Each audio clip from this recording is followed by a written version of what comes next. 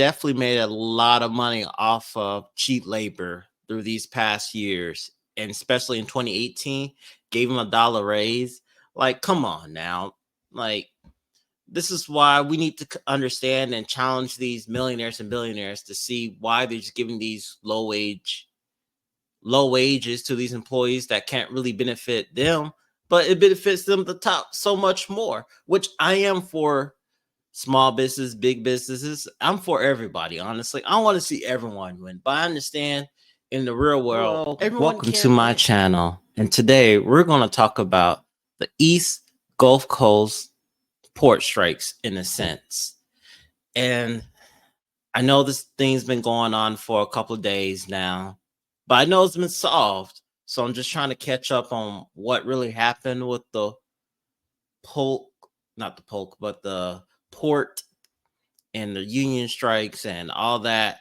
And this is why we're going to react to this video, just to see what's happening, why is it happening. And I'm also kind of glad that they got a deal done. And things will probably start getting back to the way they was. And they finally got their deal with the 61% raise. And actually, you can go ahead and fact check me on that. I won't mind. If you disagree with me, let me know in the comments, because I'm not always perfect. But hey, I don't want to be one of these YouTubers that give misinformation.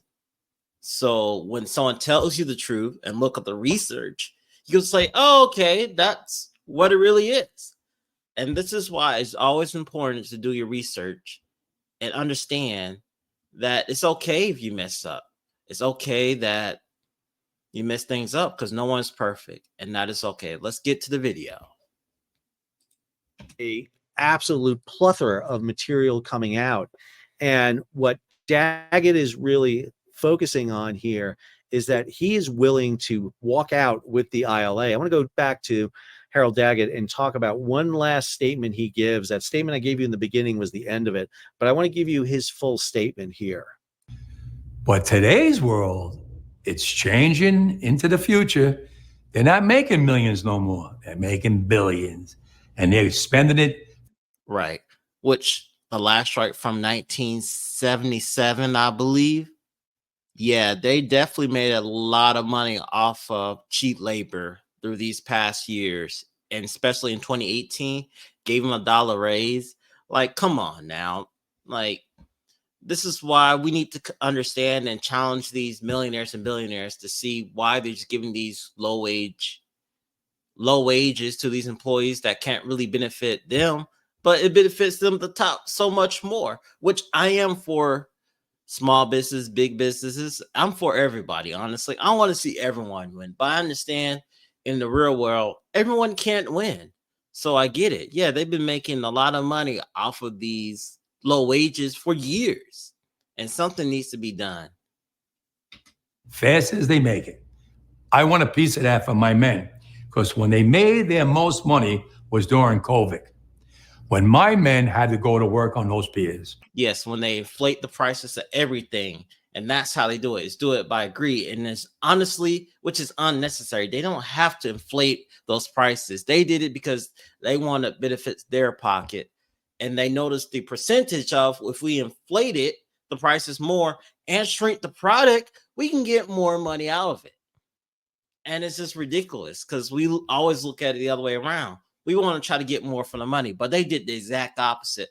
We'll sell it high, or we'll treat the product really low so people won't tell, and we'll eliminate some of the chips in the bags, some of the candies, and whether your money won't go as far. And that's why people are struggling with groceries, gas, electric, even your fun activities, even your golf clubs, your basketball. It's not really the same as a couple years ago. And something's got to be done. If you like this video so far, hit the like button. Every single day when everybody stayed home and went to work. Not my men. They died out there with the virus. We all got sick with the virus. We kept them going. From Canada to Maine to Texas, Great Lakes, Puerto Rico, now the Bahamas, everybody went to work during COVID. Nobody stayed home. Well, I want to be compensated for that. I'm not asking for the world. They know what I want. They know what I want. And if they don't, well, then I have to go into the street and we have to fight for what we rightfully deserve. These people today don't know what a strike is. Right.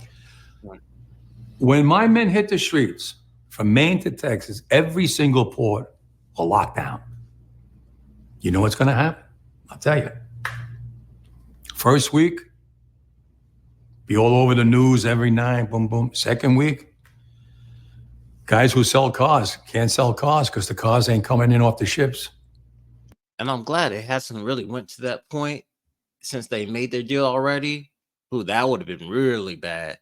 You talk about those prices dropping. Oh my goodness. That would be a field day. I wouldn't say prices dropping. Yeah, prices going up, excuse me. That would be a field day for the owners, but a nightmare for us. They get laid off. Third week, malls start closing down. They can't get the goods from China. They can't sell clothes. They can't do this.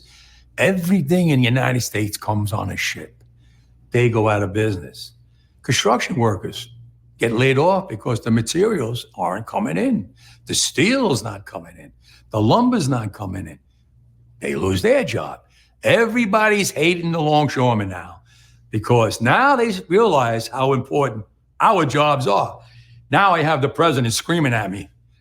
Yeah, and that's the problem. People don't realize how important their jobs are. It really is. They control the whole economy. I'm just being real. Control our food, our packages, Amazon, lumber, steel, food. Probably the only thing I would say that I know they don't control is pharmaceuticals because that comes on the plane. They fly it down, which is good because I know a lot of people need their medicine. And if people didn't have their medicine, people would die and get sick really, really bad. So I'm very thankful that hasn't happened. I'm putting a Taft-Hartley on you. Go ahead. Taft-Hartley means I have to go back to work for 90 days. That's a cooling off period. Do you think when I go back for 90 days, those men are going to go to work on that pier?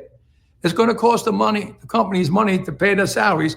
Well, they went from 30 moves an hour maybe to 8. They're going to be like this. Who's going to win here in the long run? You're better off sitting down and let's get a contract and let's move on with this world. In today's world, I'll cripple you. I will cripple you, and you have no idea. Oh my God, he will cripple us. Oh, help us all. Help us all. That was funny. You know, I just wanted to say that. What that means. Nobody does. Okay. I think he's serious. I don't know about everybody else, but that gives me the impression of someone who's serious about going on strike. Now, I want to flip it for just a second here. ILA is not at the table with the U.S. Maritime Alliance. I would get more credence to the ILA here if they were sitting down negotiating, but they're not. They walked away from the table because, let's be clear, they don't feel like the U.S. Maritime Alliance is giving them what they want. Both sides need to sit down. There needs to be a sit down. They need to be at the table together. However, I think it's Friday afternoon now. This strike hits Monday evening into Tuesday morning on October 1st. I think even if they sit down, they're not going to be able to hammer out a deal here. And I don't think that Daggett and the ILA are going to do a deal like they did on the West Coast with the ILWU and the PMA, where they continue working past the deadline without a contract. I would almost bet. Yeah, they pretty much stopped it. I'm going to end the video right here. Pretty much they got the deal done. I think the strike was almost like 3.5 days, and the workers got what they wanted. And I'm very happy for that. It's a win for the workers, and they can go on and hopefully, I know that they're renegotiating 5 to 6 years from down the road, and hopefully they'll get what they're looking for, more pay. Because at the end of the day, these $1 billion companies are making money off the back, and now people are being educated and knowing what is my worth. I've been working for this long. I should be deserved to pay this much, and they should give it to them. Let him get paid. And if you want to watch my next video that I went over a financial advisor to see if I agree with them or not by looking at his strategy or not, watch this video up here.